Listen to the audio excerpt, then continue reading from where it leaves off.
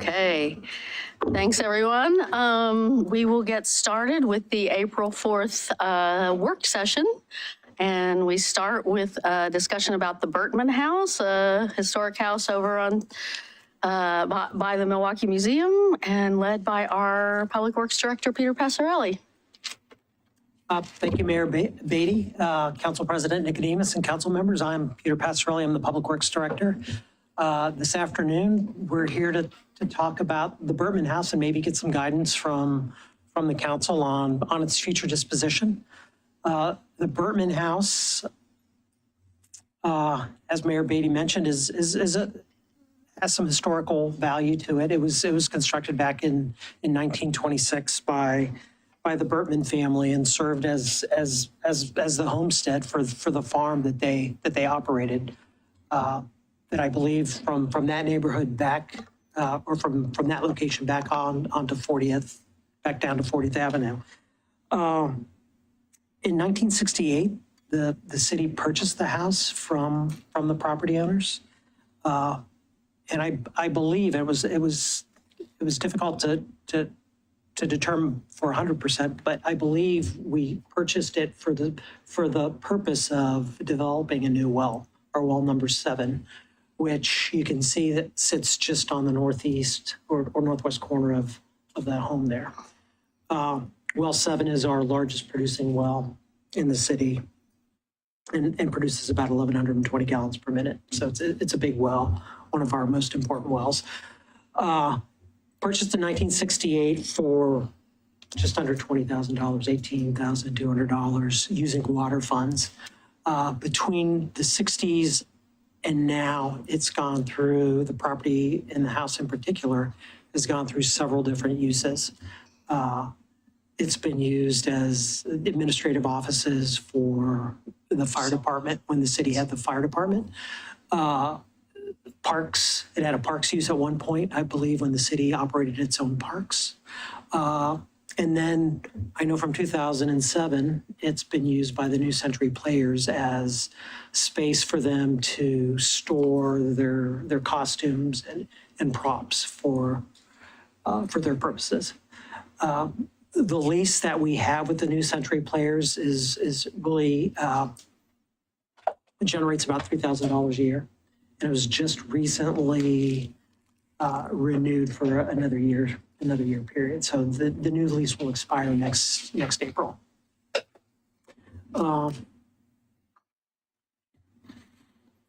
Here's what the property looks like from the top view. It's been subdivided several times. The museum's been peeled off on that southeast corner, and then on the northeast corner. Some of those homes in that space was peeled off for residential development. I think several years ago, the city considered options for other types of use there, other than this nonprofit use with the New Century Players. And because of the configuration of the space and the location of the well and some of the restrictive land use requirements we have around the well, surrounding the well, it really sort of makes it a difficult space to redevelop. And access is challenging, and as well as the configuration of that space. So I think what we wanted to do, we also brought the museum in this afternoon to provide some of their thoughts and insights and discuss perhaps how they would like to see this property perhaps used in the future from their perspective. And they'll have an opportunity to come up in a few minutes. I wanted to mention back in 2007, the city reviewed an application to remove this property from the city's historic register. It went through an evaluation process. And at that time, the consultant that the city had hired determined that the property was unrankable and should be removed because it didn't really meet the criteria to be on that historic register. So it was removed in April of 2007, and that's when that lease took place. The condition of the building, I know several of you were able to make it yesterday to take a look at it. You know, it's an old home. It's gone through multiple uses as a home, office space, and now storage for props and costumes. The city coming up to, probably pushing 55 years now of ownership, hasn't, probably invested a lot of money back into that space. The heating system that's down in the basement's about 2007. It's gone through several iterations of electrical and plumbing upgrades, but it's a mismatch of all sorts of plumbing and electrical and heating systems in there. So based off of the evaluation our facility supervisor took a look at, we estimated to really bring the house back up into sort of a pristine, nice condition. We were expecting to probably spend about $200,000 to $250,000 that would cost to do that. And some of that would capture our requirements as it relates to replacing HVAC systems with heat pumps and things like that, heat pump water heaters and all those types of things, as well as perhaps doing lead paint remediation, asbestos remediation, if those are things that need to happen. We also took a look at demolition of the facility and what it might cost to do that, and dependent on what the site, further use of that site would be. If it was going to be used as a sort of a green space, open space area that might provide some additional green space for the neighborhood, we estimated all that work would probably range about $100,000. Maybe a little bit more if we got into some sort of deconstruction methodology and tried to save some of the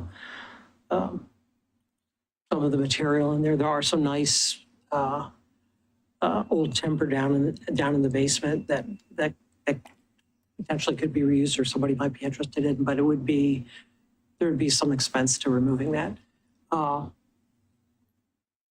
So that's pretty much what I wanted to talk about, some of the conditions and some of the history of the building, and really wanted to get some guidance from council on where we were headed.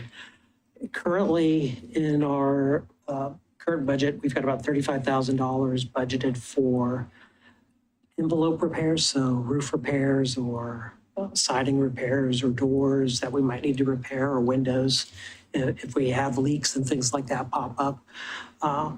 We don't have a large sum of money budgeted to do a demolition, so if that's something that council was considering, we'd have to, consider that in our next budget cycle, which we'll start working on here in the fall. So,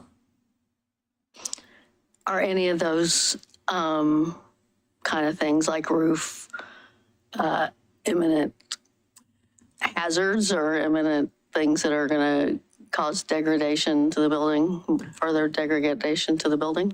Not to this point. I mean, the windows are probably more problematic than the roof. I mean, there's a lot of rot on the windows and the sills and on some of the doors. Mm-hmm. The roof, it's old, but we haven't seen any evidence of leaking to date. Mm-hmm. Okay, great. Questions for Peter, or shall we hear from the museum folks? I guess we'll hear from the museum folks. And we have another gentleman here. Does he want to? We don't normally take public testimony, but we will allow him to speak if he. Sure. Okay, you take it. Because Give me a quick second here. yeah, I can start while you guys are working on that. Good afternoon, Mayor, Councilor. My name is David Aschenbrenner. I am a former president of the Milwaukie Historical Society and now an advisor to the board. I gave you a little discussion paper that I shared with city staff earlier. It's kind of laying out some of the points and directions that we feel about the Bertman House. the position that the Milwaukie Historical Society has taken is that we have no difference into the removal of the Bertman House, but we would like some input, if that happens, of the future space and how the future space could be used. Currently, we do in the summer, in the back of the property, little performances, jugglers, assorted magic shows for kids and stuff like that. And we thought that that green space area could be a nice outdoor stage area for other performances in the future. So, and it's going to be right next to the Washington line of the bike pathway thing. So it's a nice little green space.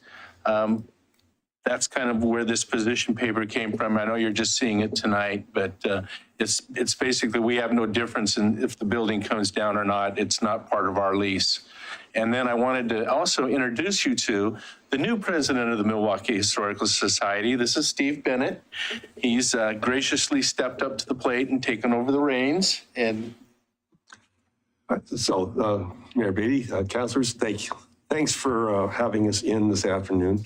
As David said, we have been in touch with this and have been interested in what happens with the building. And I wanted to at least share with you a couple of historic photos and a couple of stories about the house, just to provide some background context for you.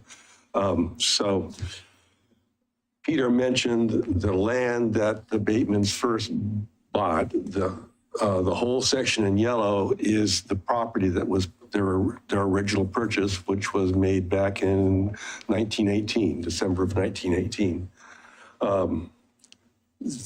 That one lot in the middle there that's not colored in was part of a dispute. There was some probate issues concerning that was going on before they purchased it and after they purchased it. And so I think they eventually owned the entire section, but depends on what time of what month, what year you're talking about. But they own that entire space. So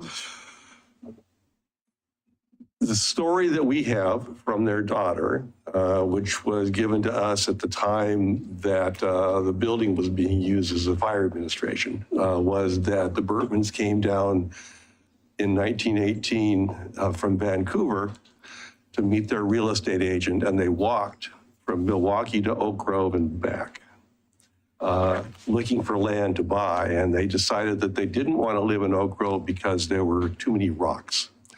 And they settled on this area here. So they purchased this and intended to use it for farm space. This is, we are told, the original house that was on the property. We don't know whether the Bertmans built it or whether it was there pre-existing. It's quite different from the house that currently is there. But that's what we have in our files for the little house that was on that property. And this is a couple of photos of later restoration, so you can see how different it is. The one on the left is, we believe, the first, and then they did some additional work on the shrubs. So you can get an idea of the layout of the land and what it looked like at that time. So as David said, because of all the changes that have been made over time, because of the condition of the house, we're reading out in, we really don't have a stake in whether it stays or not. We don't consider it, and I don't think the historic commissions have considered it a property that is of essential historic value. So we can't take it on ourselves. We'll leave it up to the council to decide what you want to end up doing with it. Have you spoken to any historic preservation organizations around town or asked anybody? We haven't, If at there's- least as of this date. I haven't personally. So, the only other thing David touched on was the potential use of this space. And this is a very sparse slide because we didn't have fully blown out plans. But, the idea of if the house was removed to be able to put some kind of a performance area there, preserving the well, additional parking spaces could be made around there, dedicated parking for the well for the city to have, would benefit us, could benefit the city. We do have the performances that we put on, and that space could be used. This is just very preliminary at this point in terms of what we might do with it. I think the position paper that we've given you outlines some of our thoughts, but it's early in the discussion, and we're willing to continue having those discussions and work with you in whatever you decide to do with it. So that's what we had to say in terms of the background, and what we knew about the history of the place. If you have any questions, we'll either answer them now or take them back and work on them later. Well, I guess I've been to some of your performances and they're lovely. You do them without a stage and it seems to work okay. Why a stage? Go ahead. Well, the general thought is that more people could use it. It could be used for other things, like the band little music things that happen around the neighborhoods. You do the library does a poetry reading. They could do an outdoor poetry reading series there, or book readings, or some small theatrical group wanted to come and do a little performance. It was just an idea of something to utilize the space for. The biggest thing that we're concerned with the city too is making sure that there are dedicated reserved parking spaces for the well, for the city trucks to be able to get in there. And then, if it could be made a few more parking spaces, it would be great. But why a performance area? We're just thinking there's power there already, there's water there already. If the building was taken down, there could be a small stage area built there that would provide that space, another space in the community for people to do things. That was the thought. And what about just a neighborhood park? Fine with us? Yeah. We have no problem with that. I mean, it would, we have a map of, neighborhood parks within 1/4 mile of residences, and it would actually fill in a gap we have of our 1/4 mile parks. But anyway, okay. Any questions for these gentlemen? I have one. How many performances do you have a year? I know that there's more than one. I'm going to look at Greg. I kind of thought he might be the man with the answer.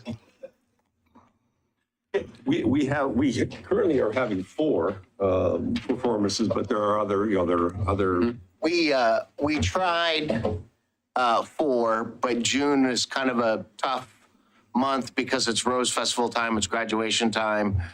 So we've cut it back to 3. So it's July, August, and September. It's 2 shows on the second Saturday of the month. But when we look at this space, there's an opportunity that we have in the city of Milwaukie to create an arts and cultural center.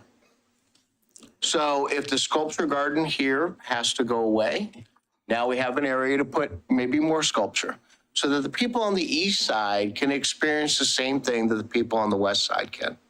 And don't forget, we're going to have 500 new residents living right across the street there.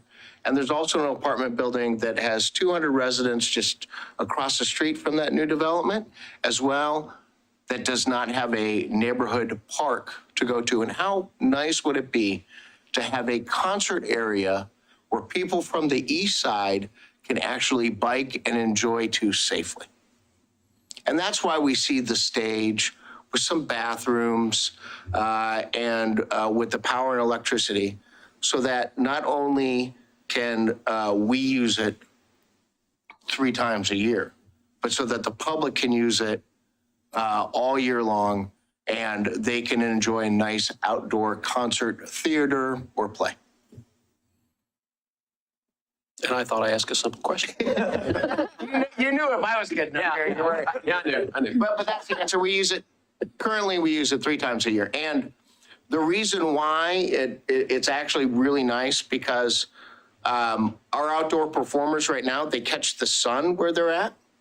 And if that stage were to be onto that side, it gives more room for visitors to be able to have the seating and be out of the way of the apple tree, which actually provides very nice shade as well.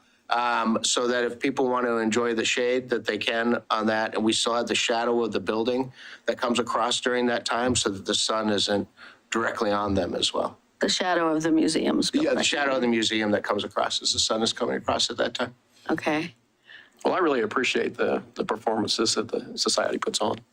They're great. Yeah, but I think Mr. Hemer overstates the east side has Paul Michel Park, which is a good space for just those kind of, I don't know that this fulfills a need on the east side other than the museum's desires. There's Paul Michel Park on the east side. I don't want to disagree with the mayor, especially when we're not in a point of contact of disagreement. Don't forget, Paul Michel Park is all the way over to the farthest side of the city that you can get. Hector Campbell is only served by one neighborhood park currently, so they deserve at least another one. And don't forget, you have a captured audience of at least 700 residents right there in capacity to be able to use this. I mean, it's a much different scenario than what Paul Michel offers or what Wichita offers, that, you would be able to have that space, or even Ardenwald would be able to have that space. Okay, other questions? I have a couple questions. So I do live on the east side, out closer to Paul Michel than this site, I think, or maybe right in the middle. But I love the idea of having an additional space where community can gather, especially with all the apartments coming in. I also love the idea of having it be a stopping point for folks that are biking through the community, because we do anticipate some additional congestion in that space, and I know that a lot of people have been concerned with that. I am wondering what conversations, if any, have you had with the local NDA or Bike Milwaukie about some of their interests, or has this been fairly new and just localized to the museum? So we haven't had any formal discussions with anybody that I'm aware of, that I've been a part of. We became, we became aware of this late last year, so we started to put together at least some preliminary thoughts, and that's really the position paper we've given you is just our preliminary thoughts. Okay. But I think there certainly could be more discussion with the NDAs and other organizations. Thank you. And then my other, I'm sorry. No, I was just going to say, as we do more community outreach about this, right, because this is just kind of a beginning talking point, as we do more community outreach, the Milwaukie Historical Society, the owners and operators of the world's largest museum dedicated to the history of Milwaukie, Oregon, will be more than happy to engage with any partnership and to be able to hold meetings onto the site and be the hosts, because we do believe that community is our strongest point. That's what we exist for, is for the community, and we would love to have the community partners and the community enjoy that space more than what is currently being used for. Well, my second question was going to be if you were going to do the spiel, but you've already answered that question. So I guess I'll just pose this thought. It's not necessarily a question, but what's being described sounds like the development of a local park, and the council is in a lot of conversations about what the future of parks in Milwaukie look like. And so I guess I would just throw that out there for contemplation and or comment, that I think that this would, I think while many of us might be very supportive of creating an additional green space with activity space, but the maintenance and the development costs and things along those lines do, I think, move us into that category of what the development of a local park would look like, and whether that would be us or North Clackamas. So just something to ponder there. And then my last question would be around any potential demolition of the site, and what sort of protections we can put in place for the materials, the historical, I think, Peter, you mentioned some of the beams in the basement. I'm wondering if there are some other things that can be restored or reclaimed and maybe built into a sign on the site, or, something along that lines. Yeah, it's all going to depend upon what what is in there. We don't know yet. There certainly is cost associated with that demolition if we're trying to preserve things. But as far as signage goes and things, I think it's entirely appropriate. I would just add to that question of reuse. And I mean, we would certainly, before we went down a path of demolition, we would go back in there and sort of survey and document what are some of the features in here that are worth reusing, right? I mean, there are built-in cabinets in there. There's some old fireplaces, an old fireplace. There are some old wooden beams and columns downstairs that might be interesting for reuse. But we'd have to go in there and do that inventory and see. Okay. See the extent of what could be reused, and we haven't done that. We haven't done that yet. But it would be something that we would certainly take a look at. The one other thing I want to mention, because we do have that well 7 there, so there are some challenges that space has because of the proximity of that well and future upgrades to the well. So right now, currently, we have a generator inside of that building that we're probably looking at taking out of the building and bringing outside, because it's a very cramped space to work in. And we've identified some projects in our CIP to do that to some of our facilities. So the generators now are much more quieter than the generators that we have inside the building. We only run those during times of emergency when we have an outage or something like that. But it would require some space, and more than likely take some space from that parking lot. The asset, the land and the building is an asset of the water utility.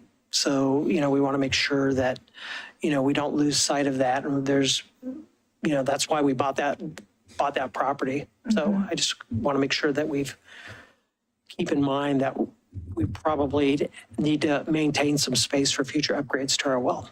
Okay. Thank you. That's helpful. And I just want to piggyback a little bit. One of the things the Historical Society is doing around the museum in that area is we do maintain the plants and the flowers around there, and we are moving to all native plants and slowly getting to that process. And we would like to incorporate that into if something like this or something happened in there, we would be more than happy to work on increasing the planting beds and stuff like that with native plants. And we're working on it. We're not there yet, but we're actually trying to get little signs with each little plant to tell people what kind of plant it is and that it is a native. But that is one thing, and the city does maintain the grounds now, so under contract. So. Thank you. Okay. Thank you, gentlemen. You're welcome. Sir, did you want to address us? No. Okay.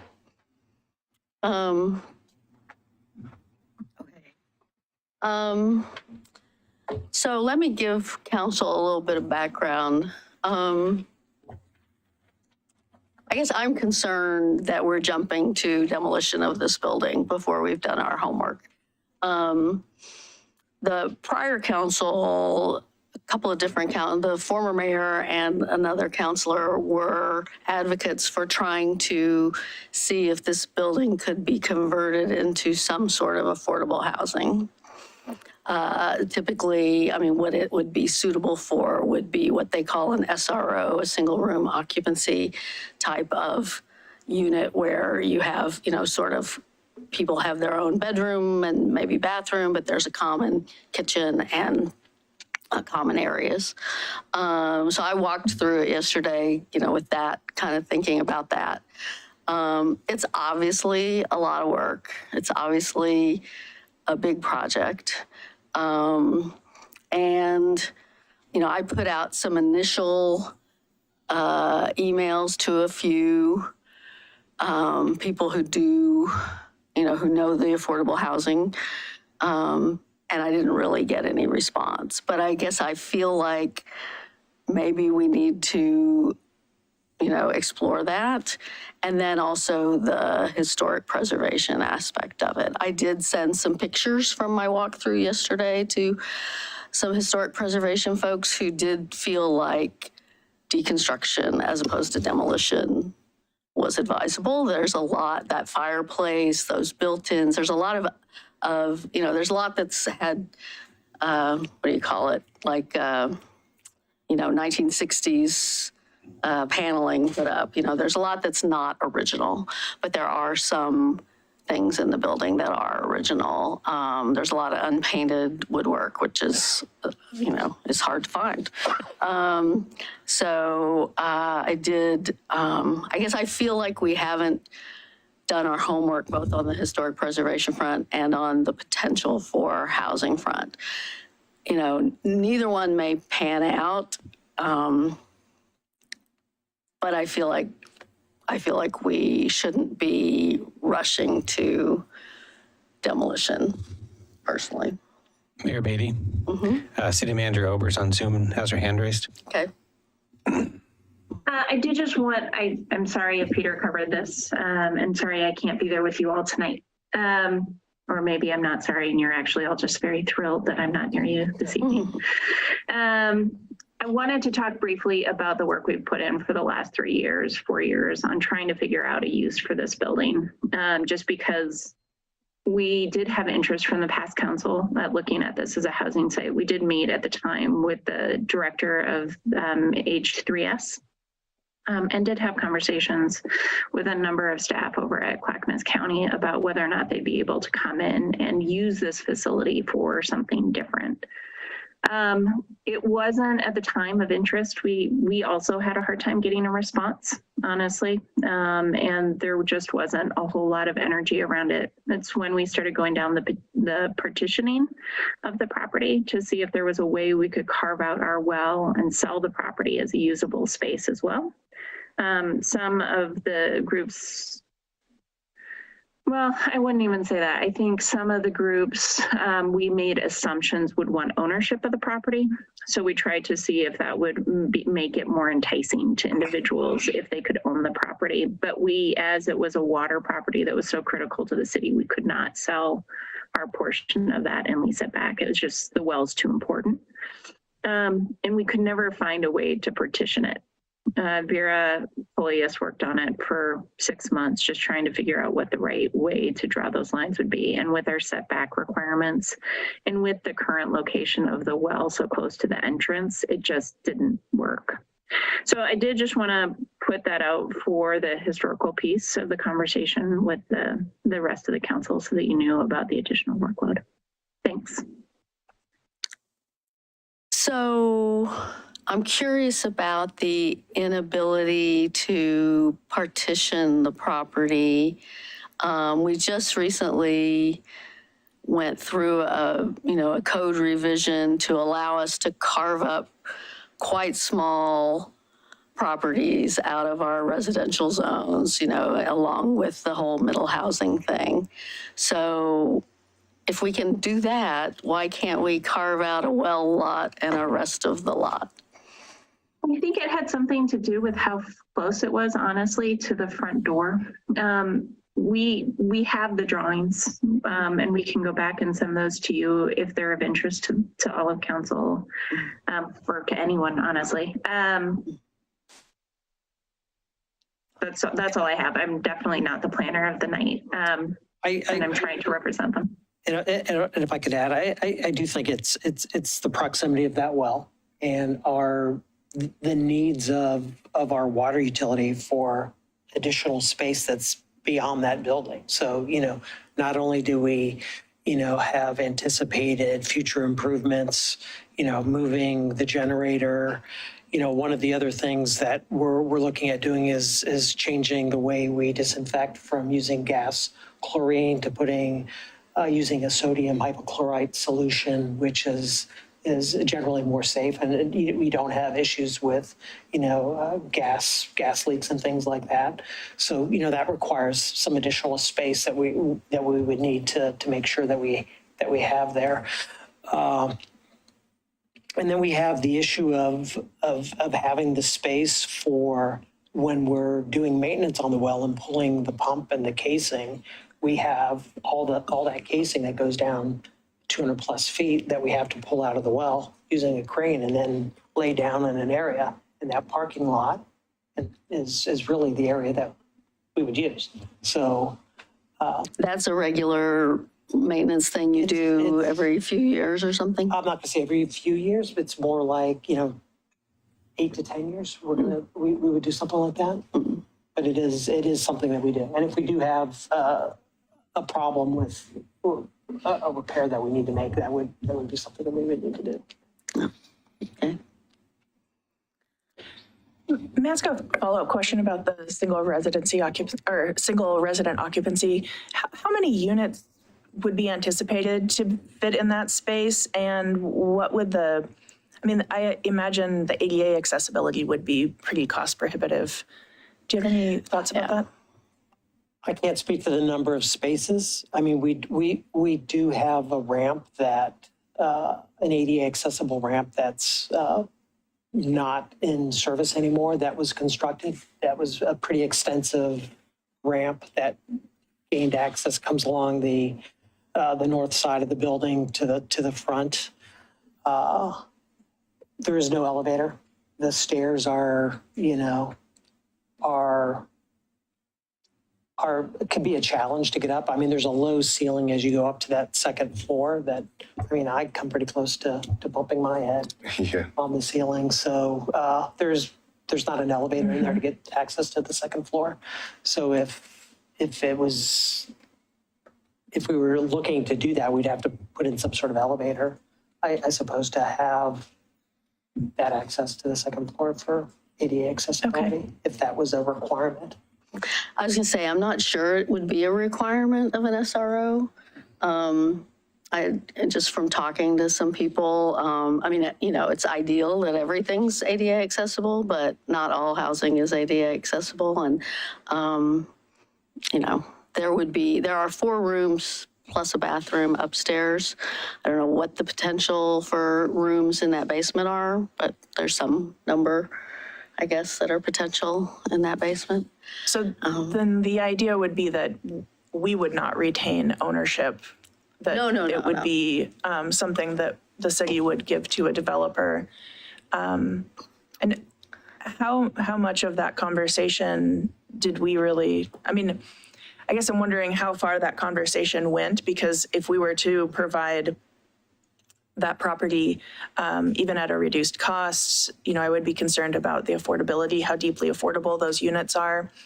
And I guess it's also a little, I'm happy to bring it up. We have our Housing Advisory Board meeting for Clackamas County Housing Authority tomorrow. I could bring it up with the staff there, but if you've already had conversation with the director of that whole department, then I don't know that that would be useful.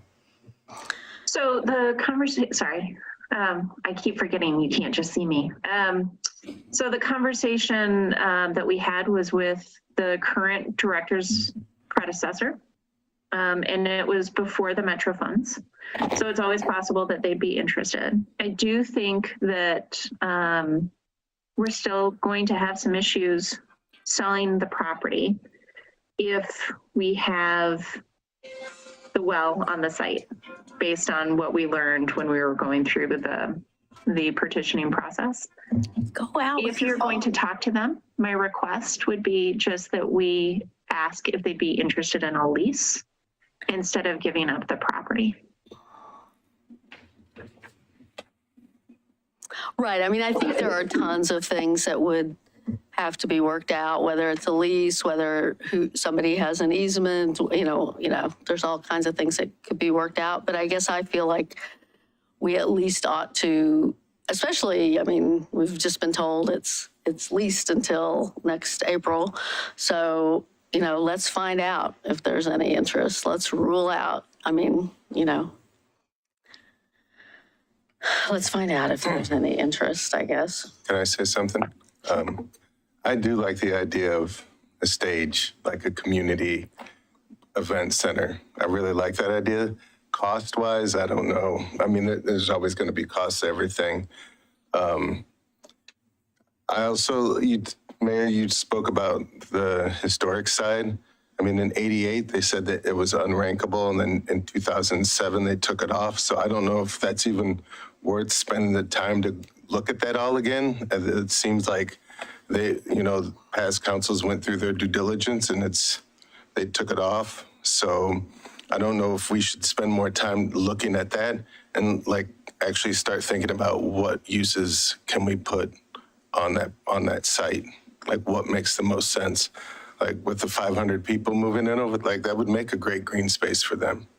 Who knows how many kids will be moving in there, and that would be a good spot for them to go, right?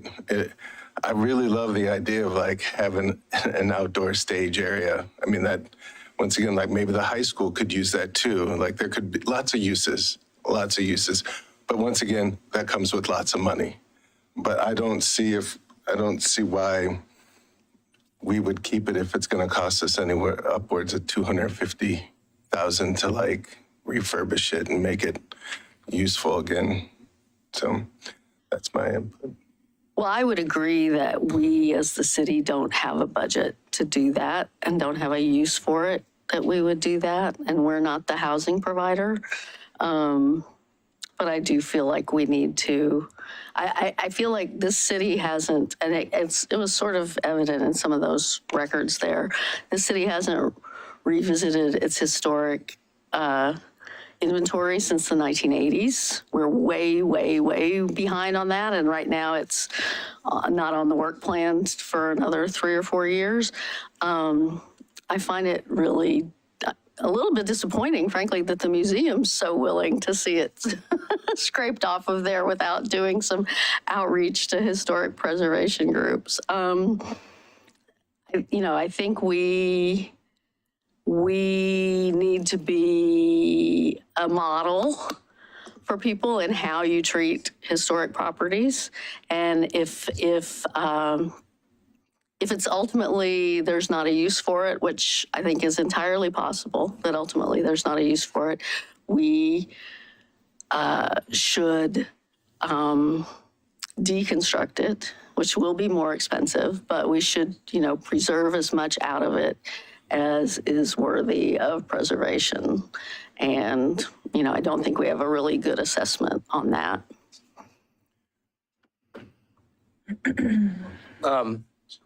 I actually brought up the same about affordable housing, and I kind of actually, the day I met Peter, we were kind of brainstorming a bit on the uses, and even with City Manager Ober, same thing. And I do like I like basically what we're talking about, right? And I think we shouldn't take out any possibility. And eventually it gets narrowed down once we figure out what we can and can't do. The good thing about the green space in the park that I do like is, even with Ball Michelle Park, you still have, so in that area, that section there, you got a main road and King Road that you'd have to cross over to get to Ball Michelle for the families that live there. And then you'd also have to cross 224 if you wanted to get to, eventually if Milwaukie Bay Park, or we do have a stage down there or somewhere down here to get to anything over here. So it does provide that access with the number of apartment units that are being built too. And since we lost Triangle Park, it would be a nice, replacement for that. And I feel like we don't have a lot of performance areas as it is. There's not a lot of, if there was like a student group, at Milwaukie High School that wanted to put on their own their own performance outside of the high school, it'd be great for them to use that. But I do see the merits again on looking at the affordable housing part of it. I asked City Manager Ober about a potential warming shelter, cooling shelter, or even if that was something, since we do have a lease currently with a business or organization, and it's a limited lease, and it's more beneficial for the tenant, right? I mean, it could be also used for nonprofit offices. There's a nonprofit here in Milwaukie that I'm not sure a lot of people are familiar with, Okie Dokie, that does great work. And there's other nonprofits that are also in this city that could use space. And maybe the trade-off is, small, built within the lease, we ask that they do small maintenance, not the major stuff, because I'm not, I highly doubt nonprofits have $250,000 to throw out there. But if they did minor maintenance on things on the property, maybe that's kind of the trade-off for a low cost lease. I say all that to say this, I don't want to narrow it down now. And I do respect the work that was done previously. But yeah, things have changed. There are different people in different positions of decision-making ability. And I think it should be looked at one more time. The different options. Well, I would appreciate if you'd like to raise it tomorrow. Yeah, Sure. feel people out and give them the, details of how to drive by and see it. And Yeah, we don't have to make a decision tonight. No. And, it sounds like there's still some conversation that we need to have about parks and green space. I'm happy to bring this up to see I know that in the inventory that we have for affordable housing across the whole county, there's more of a need for smaller one unit but I just don't know if this would produce enough of those to be palatable for the housing authority. So I'm happy to check in there. And then it sounds like we still need to do some work around the historic use. So I think Anne has her hand up. Can I get some clarification about what we need for the historic use? Because at this point, I believe we've done what we can for this building in particular. We've had it reviewed twice. So I don't think there's something I can do on that. Is it for the not the demolition, the deconstruction component? Is that what we're talking about? Okay. So we'll do some research on our end on what the cost would be for deconstruction of the building, and what kind of assets might be usable out of that space as well, while the counselor is having discussions with the county. If I can just ask Councilor Savinger, in that meeting, if you can bring up also, because I know a big part of the affordable housing thing is managing the units, right? If you can bring up, maybe there's a trade-off for a nonprofit to have that as office space, in turn they manage affordable units, because I know that seems to be the blockade that we're facing in Milwaukie, is we just don't have the ability to manage those units. So maybe if we provided space for organizations that do at a very low cost, maybe that would be the trade-off. I'm happy to bring that up in the meeting. And then I think what I might do is tag either city manager or Peter, because it might get technical at that point with lease restrictions and availability and things like that. So if that plan sounds okay to you all. Yeah, I would just ask it's me. Peter is a little bit over skis on workload, and I had offered to take this one. So just send me an email when you're ready. Okay. I'll report back. I guess one other comment that I would make, one of the challenges with, leases where we're not getting a lot of revenue from is, we don't have that revenue stream to put back in the house. And, often we have those low payment leases because we're enticing somebody to be in there and they don't necessarily have additional resources to put back in those facilities. So, for instance, the Milwaukie Community Center, that's used, we have a lease with NC Parity to use that building, but there are thresholds, dollar thresholds that, if there's a heating system that goes bad, the city's on the hook for that. So it can be a challenge for the tenant to make major improvements. Well, and I understand that was the agreement the city had with New Century Players, was they were getting discounted rent in order to do some maintenance that never really happened. So, I mean, that is a kind of a slippery slope to go down. Yeah. But anyway, we are way past our allotted time. It sounds like we have things to follow up with. And I will note just in parting that think about a performance space there on 37th, which is a pretty busy street and which will be particularly busy when all 500 of those people are coming and going from the entrance across the street. Anyway, with that, I think we'll go on to the tree code discussion.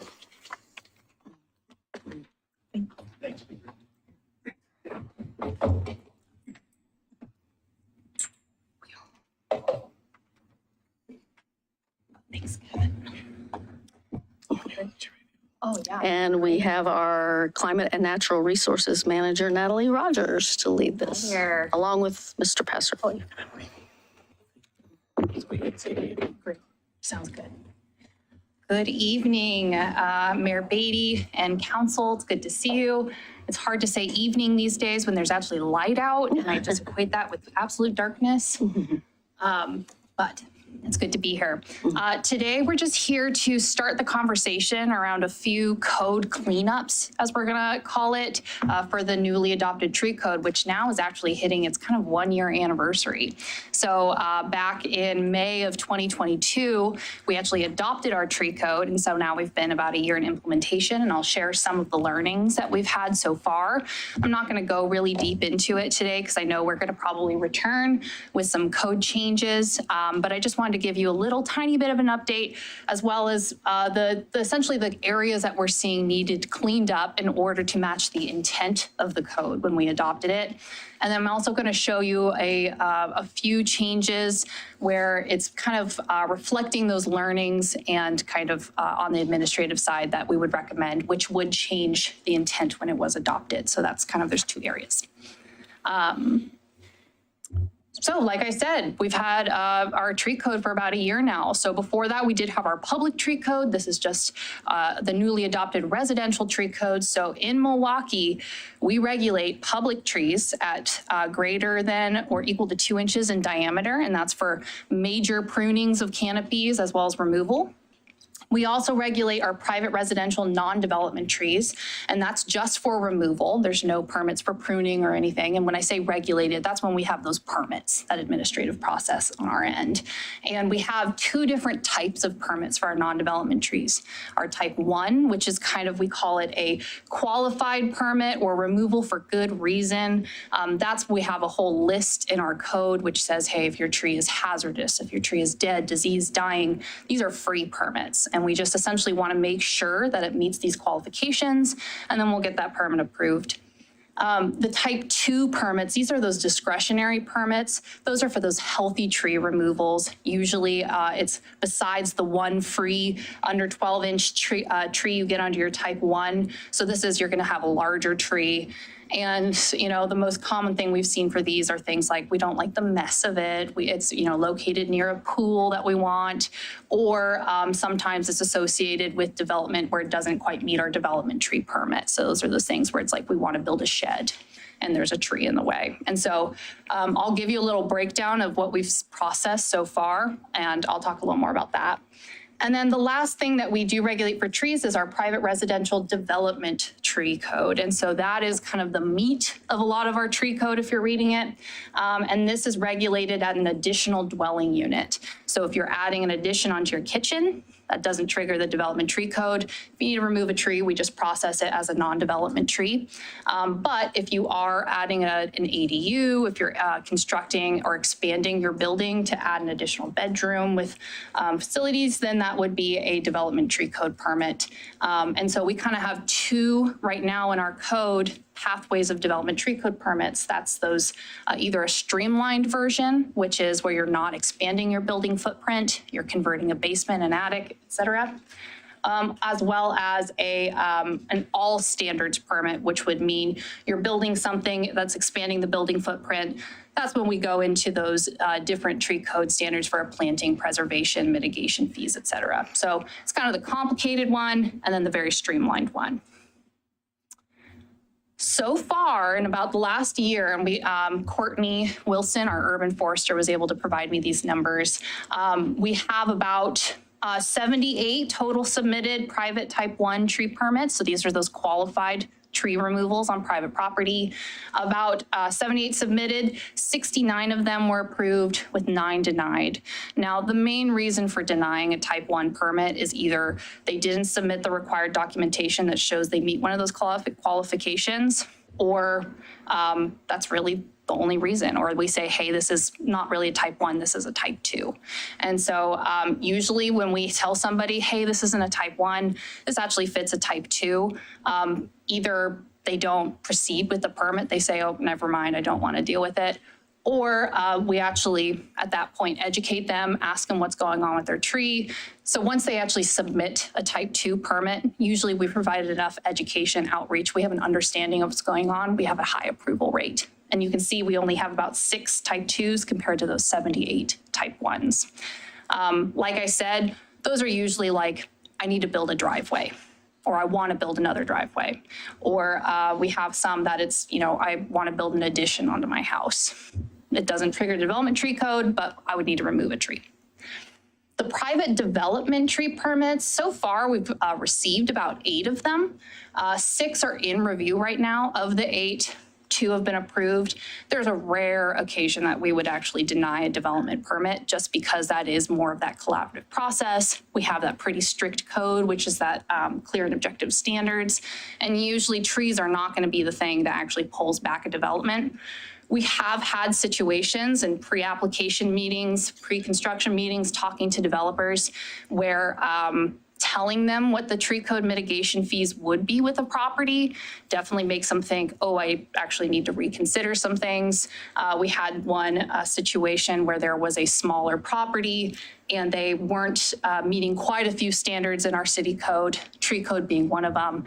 And they were moving every tree on the property, not planning on planting any trees, so it was ending up to be a high mitigation fee.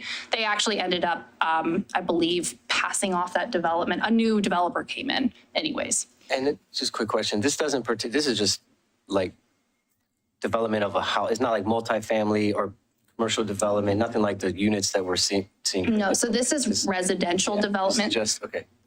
Yeah, so sometimes it is like our cottage clusters. Sometimes it is kind of that multifamily, but it's those duplexes, those quadplexes, what we would consider that middle housing within the residential zone. So those commercial zones, kind of those large apartment complexes, we don't have tree code for those just yet. And so as you can see, we have like I said, only about 2 approved, but that's just because we're still processing them. And then for the public, we have essentially 8 that we approved. And that's again, because by the time we actually process that permit, talk to the applicant, they usually have fairly high confidence that it's going to get approved at that point because we require all the submittal documentation with that permit. By the time essentially somebody can show us, hey, this tree is hazardous through a tree risk assessment, that usually means that the tree is going to be hazardous. We rarely have somebody go through that process for a tree that's not actually hazardous because they usually know it wouldn't actually show up as a high risk. Do you have any questions on this before I move forward? I do. I'm just curious as to whether you feel like the people really know about the tree code and are coming in for permits. Because I remember before we enacted the private property tree code, we had some incidents of people cutting trees and getting stopped midpoint or whatever. So I wonder, do you think that those kind of incidents are down? I have been seeing more and more folks coming in saying, I know there's something new about trees and I want to talk about permits. Usually they don't know, they haven't read the tree code. I don't expect anyone to go through and read the tree code, but we do have all of those outreach materials on our website. So usually pointing them in those directions helps. We have been getting a lot more folks coming in just saying, hi, I know something's going on with permits. I know I need one. Where we have been having enforcement issues is more around when somebody, I'll actually show it a little bit, but it's around things like topping trees, where somebody might not know that, or a homeowner or a property owner might know that tree permits are required, but pruning's allowed. And then a contractor might come and actually top a tree or say, oh no, I know what's going on. And they do something that's actually not allowed under our tree code. So that's kind of an area that we're seeing there needs to be more education is, hey, when you're selecting a contractor, this is where like an ISA approved arborist. So ISA is the International Society of Arboriculture. They have credentials tied to them, and those credentials are at risk if they do something that isn't appropriate. That kind of keeps them up to date on tree codes because they don't want to get called out, obviously. So that's a requirement in our tree code for a lot of these circumstances, like public trees, for example. So where we see it is more when it is a kind of like a neighborhood, somebody who might even be under their best intention trying to help out, but the homeowner looks to them like the expert and they might not be the most informed. So, one thing that we've been doing since the adoption of the tree code is collecting a list of tree care companies that operate in Milwaukie, ones at least that we know of, and we can, of course, pull business registrations on for Milwaukie, but there's metro business registrations, and trying to send them letters to say, hey, this exists, make sure you know about it. And that's definitely where more work could be done.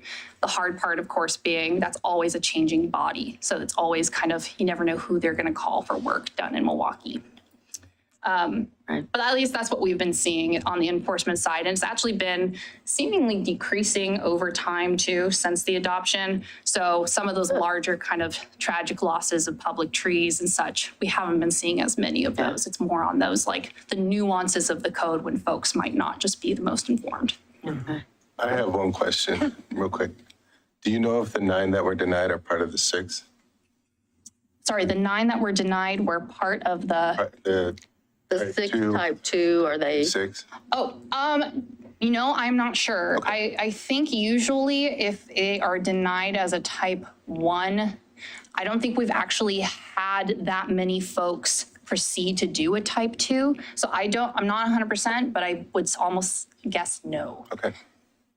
Usually the folks surprisingly who have come for the type 2s are aware that this is a type 2 permit. I'm going to be paying permit fees.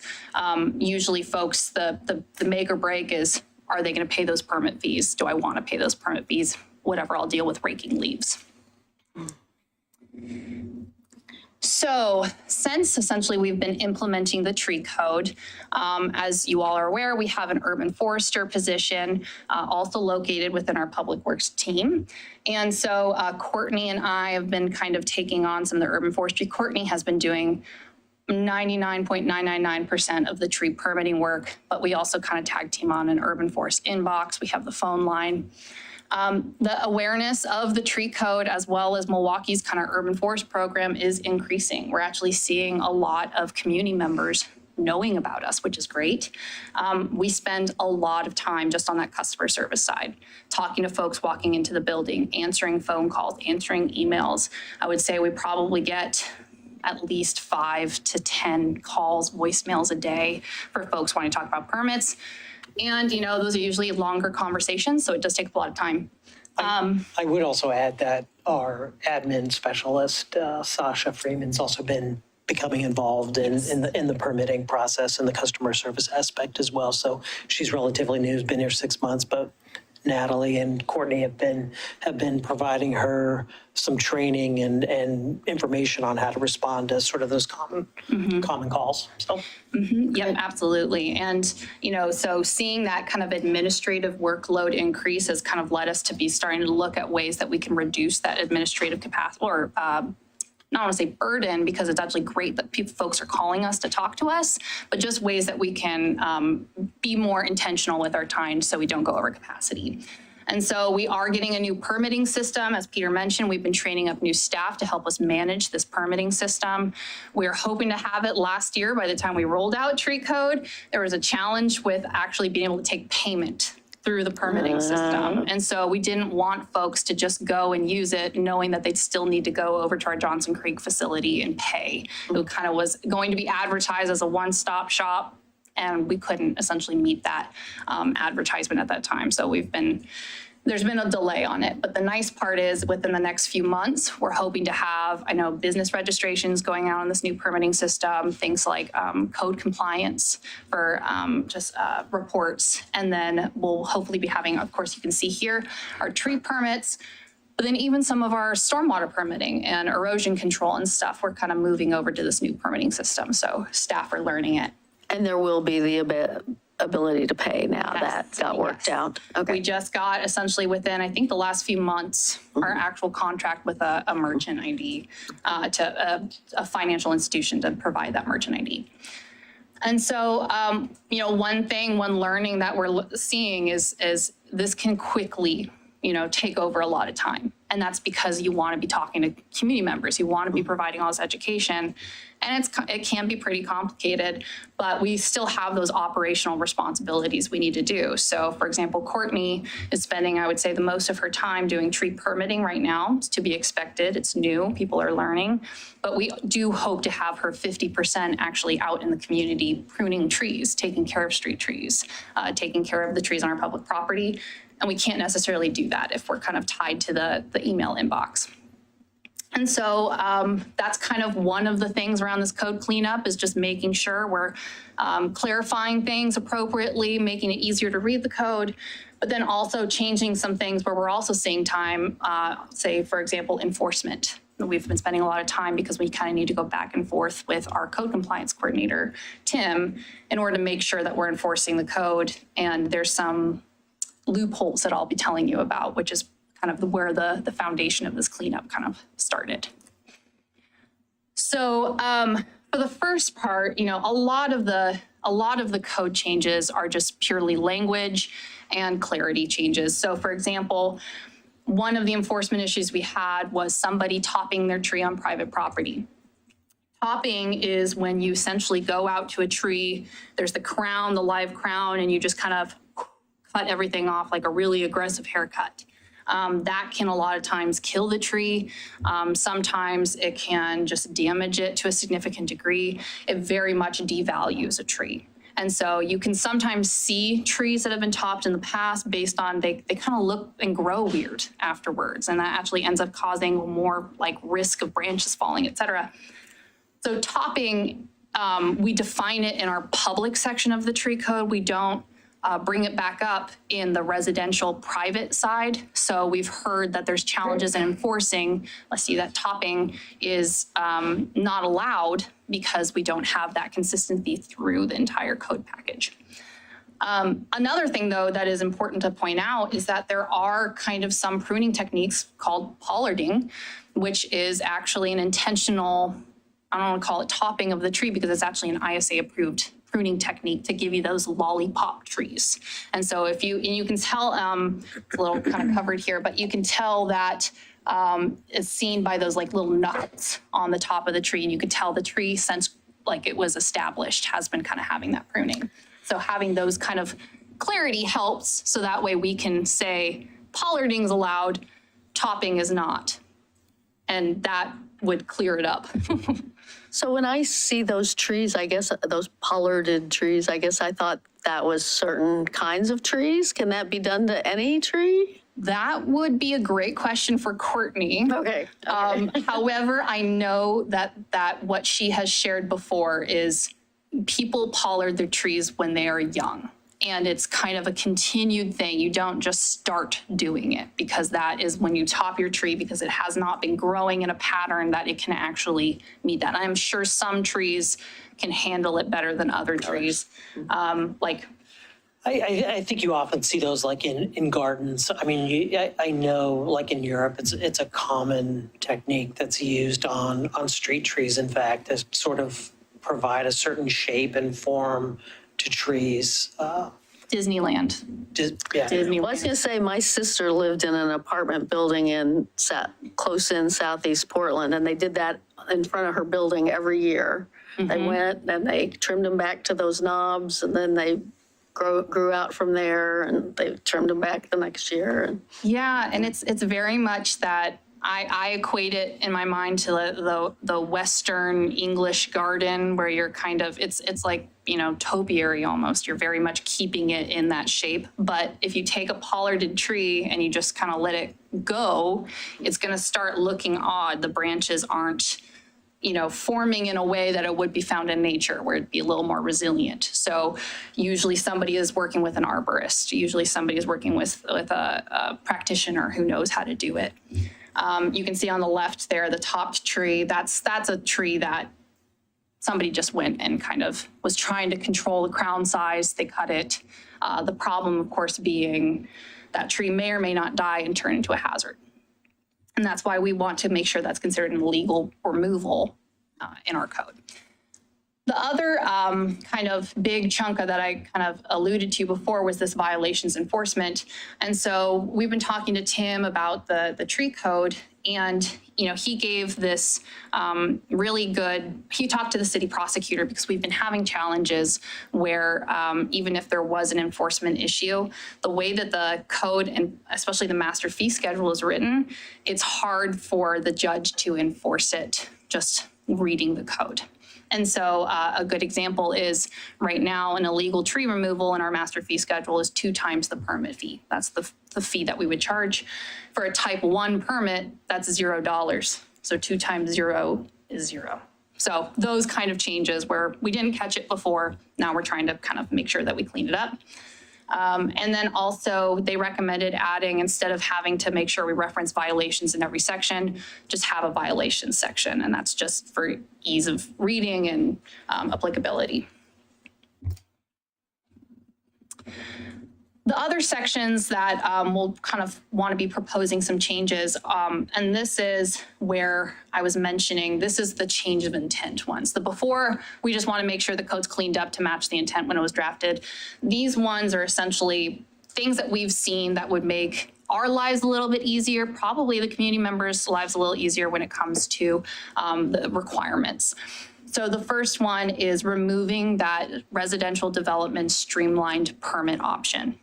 What we did with that option when the code was adopted is we said, hey, you don't have to work with an arborist. You just have to provide a protection plan for the trees, and you have to provide us that application summary and submit the permit. The problem is, as we've been catching it, there's things that are required in the tree protection plan, which you really need to be an arborist to do. So it ends up being, hey, you either need to be very educated on trees or you still need to work with an arborist to submit it. Also, the applications, as you know, and you can tell that we've only gotten 8, so we'll see how this changes, but the applications we've received where there is somebody who is converting a basement, or it's usually a shed or a garage, they're not going to be staging a bunch of equipment there. They're not going to be doing a whole lot of the grading and essentially the most damaging things you could do around the site. So that tree protection plan is going to be protecting trees that are kind of further away from the development anyways. And it takes a lot of staff time because we need to essentially be working with somebody who might have never drafted a tree protection plan before. And it adds, of course, work on their end for trying to do something like a garage conversion to an ADU. So this is where, and I should say, all of those trees are still protected under the residential non-development tree code. So it's in their best interest to put up tree protection fencing. It's in their best interest to know about kind of where all the root zones are, and we can provide that education to them and those outreach, and we do have some materials for them already. But it's the absence of a tree protection plan and the absence of a permit wouldn't necessarily change the fate of those trees.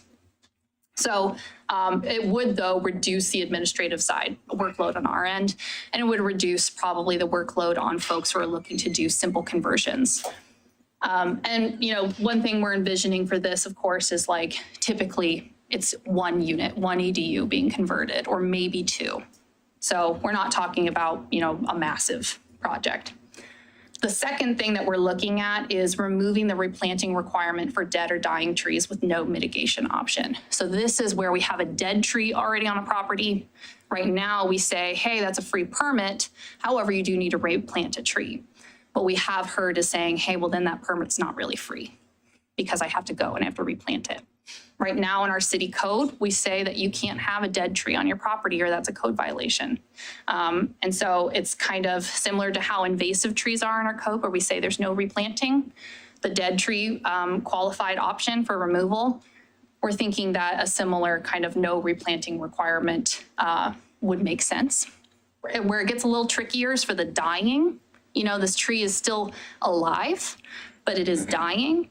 And usually we can say that there's no reasonable mitigation allowed when we're reviewing that permit, or usually with that submittal documentation, we require somebody else to have an arborist say there's no mitigation really feasible or possible. And so we were thinking the same thing, like, do we have them remove it now and replant? and get an extra few years for a tree to be established? Or do we wait until the tree is dead for that kind of free tree permit? The challenge with this, of course, is we have canopy goals. You know, we do want more canopy in the community. So we just have to know that there might be that trade-off. I think there's some additional administrative burden on Courtney's side too, with these, when we're requiring these planting, she has to go out and inspect and make sure that they've been planted. So, you know, this is a way to sort of reduce some of the staff time as it relates to these replanting on trees that are already dead, so. And was this discussed with the tree board? We have had some discussions with tree board on it. Yeah. And they've really haven't developed a consensus on that. You know, we're continuing to have discussions on it, but this is one of these items that we're looking at here. And I've talked to a few different arborists just when processing these permits. You know, some folks are saying, yeah, that makes sense, because when I talk to somebody, oftentimes they do want to replant the tree anyways. Or, you know, we can be proactive and, like I said, get a few years of growth rather than just waiting for a tree to decline and die. I've talked to other arborists who say, well, actually, I think it's great because then we get more trees in the ground if you have a replanting requirement for a dead tree. So talking at least to the arborist community, it's also very split. But again, you know, when we're kind of recommending this or looking at this, it's really coming from that administrative side of how much time we're spending, but then also that community feedback saying, you know, there's still a cost for replanting a tree. Some other ideas we've looked at, of course, are having trees on hand to give folks as an optional way, but that's just something we'd like further feedback on. How about the encouraging removal of dead trees? I've heard of, I mean, I live near the river, and so some of my neighbors who live along the river were told not to remove dead trees, that the snags have a habitat value, right? So that is where the nuances of our natural resource mapped overlays and tree code come into play. Yeah. And so for what I understand is, and this is also where hopefully when we do our natural resource kind of comprehensive plan code update, this is where we're going to get to the nitty gritty. If you are in a mapped natural resource area, the snag part plays more into the conversation. If you're outside the mapped natural resource area, there's no requirement to keep a snag. That's not a land use approval condition that can get built in. So for us, we've had folks who have voluntarily chosen to keep a snag. And we encourage that. We said that's fantastic. The important part is making sure that it's cut to a height that is safe and reduces that hazard. So it does take more property owner education and working with a contractor who can do it. I think snags are fantastic. And I think that, I don't know if we have explicit code on snags elsewhere outside of our mapped natural resource area zone. But I think with the dead tree, we're trying to, we want to encourage those removals where they may pose a hazard to the public, Sure. to the right of way, or the neighbor, right? Mm-hmm. So we do want to encourage that because there's certainly some risk there. Mm-hmm.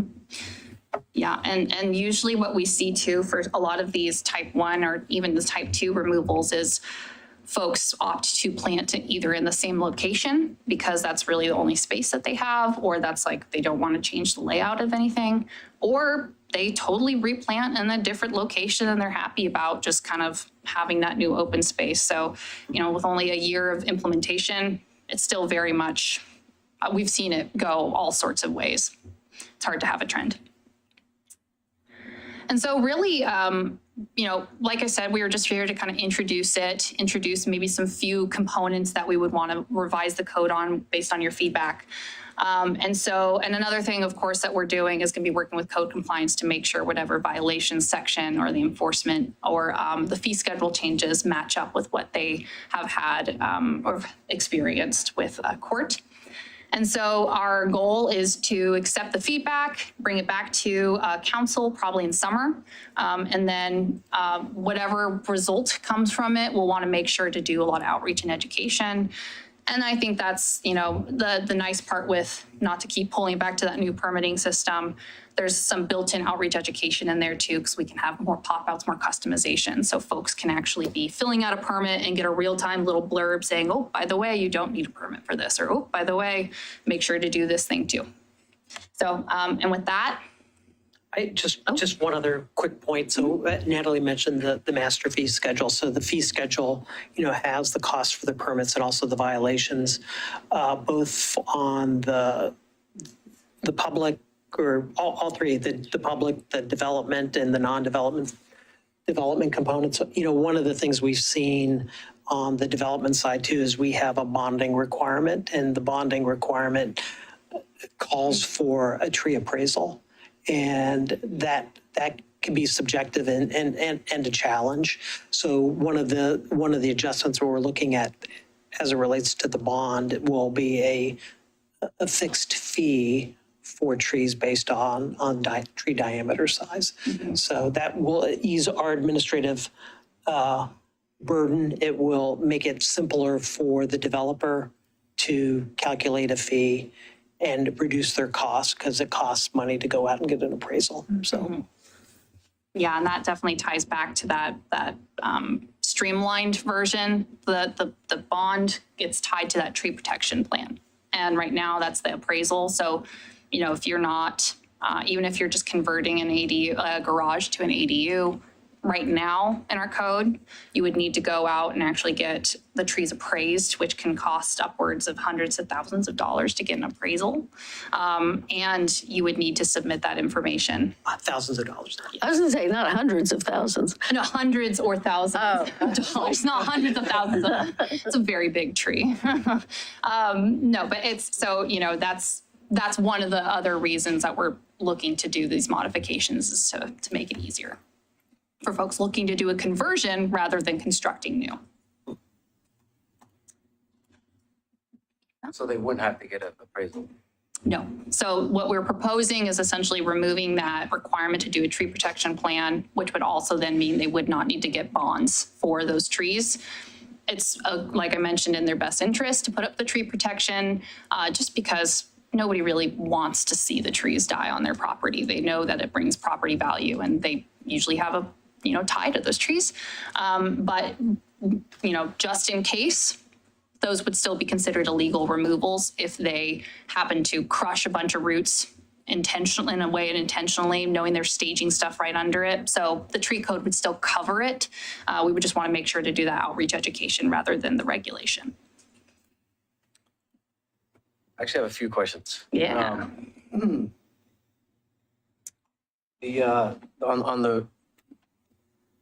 Actually, my first question is, it's been a year since the tree code. So how much in fees has the city acquired? Not a lot. I would say, I think 24,000 was our last. Yeah, it's between 20 and 30,000. And that, the last time it was around 25,000, yeah. And that was primarily from those type 2 permits that we had approved. I mean, that was, I would say we had one that was 13,000. And those are usually those developments where they know they need to construct like a large driveway. There were fees associated with the Henley Place development for public tree removals on public right of way. Mm-hmm. So what happens to those funds? Where are those funds, as part of our tree code development, we established a tree fund. Those funds go to that tree fund for purposes related to that we can use for our urban forest work. That fund currently, because it's such a small amount, sits as part of our stormwater fund. So there's a special revenue line that where those revenues go. And our finance team tracks those dollars, and we track those any expenditures that we may use with the project code to make sure that we're using those appropriately. Mm-hmm. And the tree code establishes what we can use those funds for. Okay, because I'm trying to tie this into the replanting requirement for dead, dying trees. I don't want to do that because it conflicts, as you said, with our canopy goal.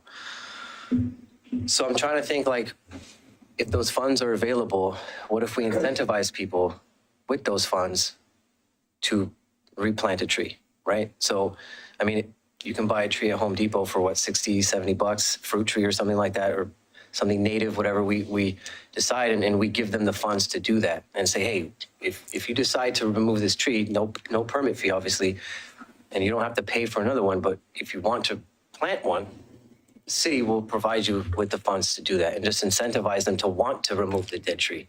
Well, we certainly have contemplated setting up programs where we provide tree rebates similar to what Portland does, where, you know, we work with a nursery and we would provide some sort of rebate.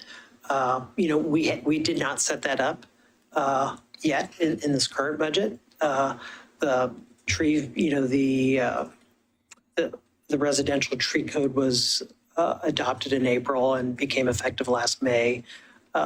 We were wrapping up our budget. We didn't really have a good sense of what the revenues were going to look like. You know, we set this up knowing that these would be supplementary revenues. It wouldn't be revenues from permits and violations to manage all of our urban forests, but there were going to be dollars there that we could use for programs like rebates or providing trees. We just don't have that budgeted yet. It's something, you know, as we move into the next budget, we can certainly take a look at doing. And just for folks listening, you know, the private type 1 permits, unless they opt for a fee in lieu, so there is an option if they don't want to replant a tree, they can do that fee in lieu of replanting, which is just our calculated cost for having our public works team go out and plant it.